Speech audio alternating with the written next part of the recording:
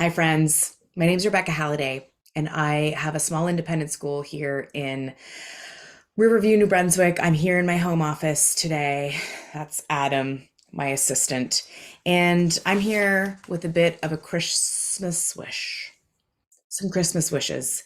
And this is not a Christmas wish of sugar plums and candy canes. This is a serious list that has to do with all of the struggling readers and what is happening in education in our community. So, those of you who don't know, I opened my school in 2013. So, I'm sitting here kind of reflecting on going into 2023, which will make it, going into my 10th year of being a school owner. And in 10 years, I want to say we've seen things improve so much in literacy. And, what struggling readers are up against is so much better. But that's not true. The truth is, it's gotten worse. And the truth is that I keep meeting the same kid every year, the same kid with the same story. And I just can't believe we're still here. The story is this. We noticed something was kind of off in kindergarten, in grade 1, but they told us to wait. They said, don't worry about it. They'll get better. They'll catch up, they said. Enter grade 3. Oh, geez. Looks like something actually is kind of going on with their reading. Sorry. Now, the intervention is, well, it was reading recovery for many years, which we now know is not the most effective reading intervention approach. We know that maybe they'd be pulled out for 20 minutes 2 times a week because classrooms and schools are overburdened. And now it's up to the parent to find someone like me to pay $60 an hour to fix this problem that could have been pinpointed in kindergarten. That's the story. You've got a kid who now feels like garbage about themselves, a kid who has low self-esteem, who doesn't feel like everybody else, who hates school, who has terrible reading habits like guessing and all these things, or loves school because of their friends, but knows that they're not like their friends, knows that reading happened easily for their best friend, but it didn't happen that way for them. And they start internalizing that narrative that they're stupid, that they're not like everybody else. So I have a few Christmas wishes from the eyes of a literacy expert in our community, through the eyes of a small school owner who has been trying to create an experience on her own for 10 years with no support from this government financially, and who's clinging on to the idea that there's got to be something better for kids. Okay. My first wish is I wish kids who felt different because they have ADHD or dyslexia or just a neurodivergent brain of some kind, that even with a differently wired brain, they didn't feel so goddamn different, that they felt like their brain was cool because it was different, or they felt like their neurodivergence gave them some really cool gifts that neurotypical brains don't have, rather than forcing these kids to try and fit into a world that isn't made for them. They feel just as celebrated as every other kid. That's one of my wishes. Side note, enter somebody who didn't know they had ADHD until they were in their 30s and already had a school for kids with dyslexia and ADHD. My life would have been so much different if somebody knew. My parents were both teachers. They didn't know. We didn't live in a world where it was openly discussed that neurotypical versus neurodivergent brains and what to expect and what it can look like and how it's so different in girls than it is in boys. So, creating neurodivergence friendly spaces is one of my wishes, Santa. Can you hear me? Then, my second wish is for reading to be seen as a social justice issue. That all students have the right to read, that learning to read is not a privilege. It's not something that's left up to chance and good wishes. It is a social justice issue that is seen that way, that no matter what, the number one bottom line for every school district, every classroom is that every kid coming out of these classrooms learns to read. That all finances and all funding is being thrown at literacy. That all money is being thrown at teacher training and getting teachers to understand how important the science of reading is and structured literacy. And that is how we are going to teach kids how to learn to read. And there is no other arguments about how we teach kids to read. We know how to teach kids to read. We know how the brain learns to read. Thank you, neuroscience and brain scans. But it's still not being prioritized and valued the way it should be in every classroom. That harmful reading, my other wish, harmful reading practices are mandated to be out of the classroom, like balanced literacy, memorizing sight words, leveled readers, looking at the picture. For years, we have been using a balanced literacy approach that focused on cultivating a love of reading for children. But guess what? Kids can't love reading until they know how to read. Silent reading time, where kids just can look at the pictures, that's not valuable to kids who don't know how to read. Okay? Direct, explicit instruction using the science of reading, that is what's valuable. My wish is that if every child isn't reading by grade 1, it's seen as a huge deal, and every resource and every teacher is thrown in that child's direction in order for them to be instructed using science-based reading intervention until they become a reader right away when we notice warning signs, which frankly can be seen in kindergarten. We don't even have to wait till grade 1. That we stop waiting. The wait and see approach is killing readers. My wish is that every classroom uses structured literacy and the science of reading practices, because that's how all readers can learn to read, but it's the only way that dyslexic readers are going to learn to read. So use the approach that works for dyslexic readers, and then by proxy, all children learn to read. That's one of my wishes. My wish is that I don't have to keep meeting smart, capable, articulate, beautiful children in grade 4, 5, 6, 7 who don't know how to read, who have been bumped along, pushed along with the same story, which is, we just didn't know. Or they said I would catch up. Or they just didn't have the guts to say, I don't know how to teach this kid to read. Because how can, as a teacher, you say that? That's scary to be able to say, I don't know how to teach this kid to learn how to read. Or to call out the school to say, listen, I think we've been taught how to teach reading the wrong way. You got to listen to Sold a Story, the podcast. Okay, that'll explain it all. Sold a Story. So teachers have been taught how to teach kids to become poor readers. This is fact.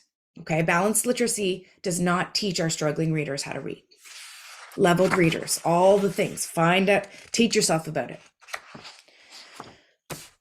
My wish is for this province to make opening a school like I did 10 years ago with no money, no know-how, no support, no funding, a credit card, and a wish. And here I am 10 years later, because I believed that there's something better for kids out there who are struggling to read. And now I am just simply an independent school for any kid that's looking for a different school experience. But the majority of the kids that come through my doors are kids who feel different, feel like school's not serving their needs, but still struggling readers are the main demographic of kids who I see, because public school is not meeting their needs, because struggling readers are the nice kids that are at the back of the classroom who are not causing a fuss. They're not a behavior issue sometimes. Sometimes they're the biggest behavior issues because they're trying to mask and cover up the fact that they can't read like their friends.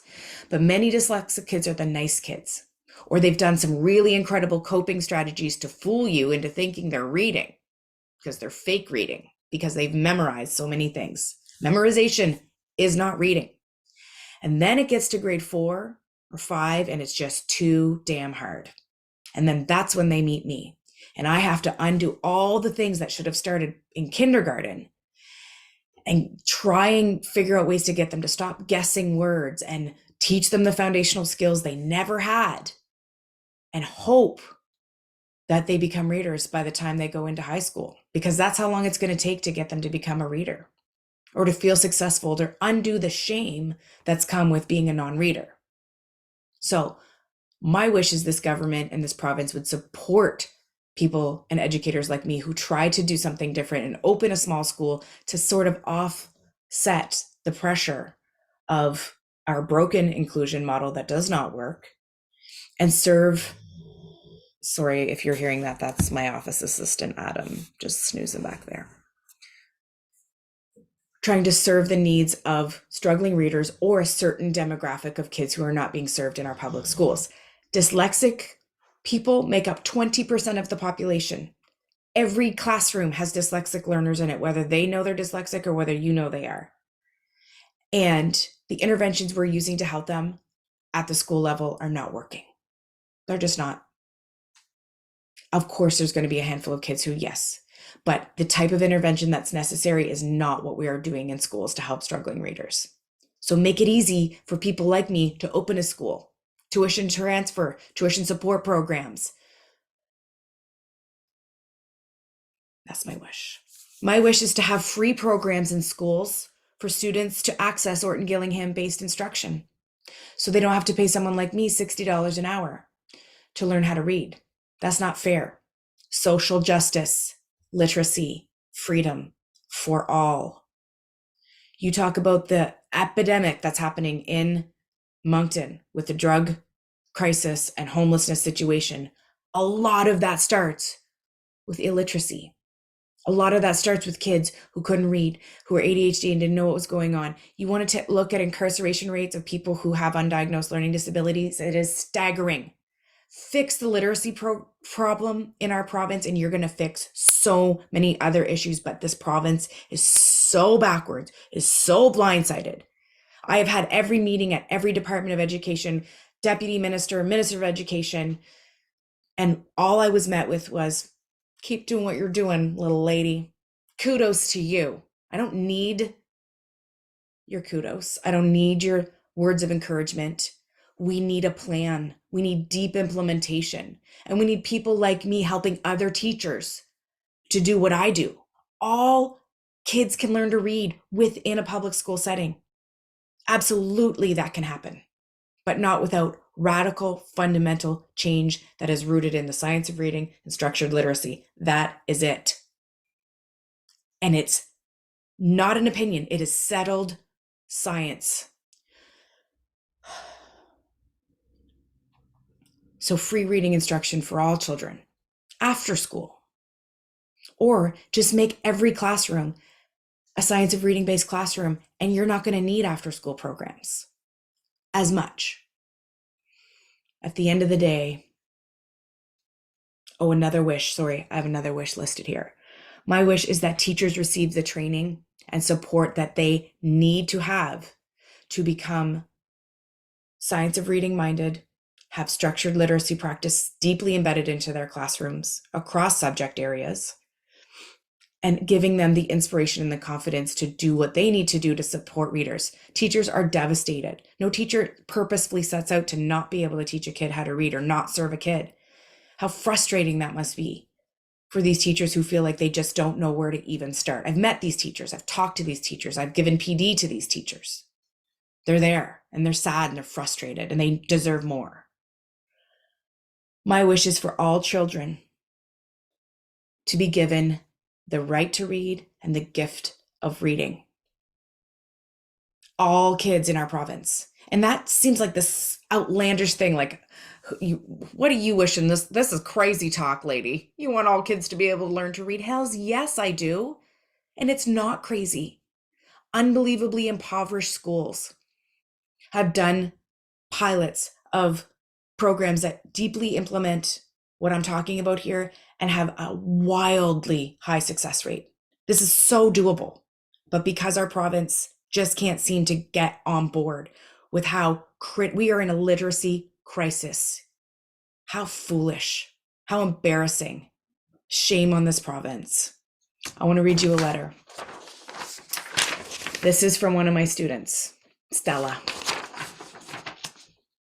We worked on descriptive writing this month and really talking about using similes and metaphors and descriptive language that use the five senses. So I scribed this for her because she still is not reading, because she came to me in grade 3 as a profoundly dyslexic reader.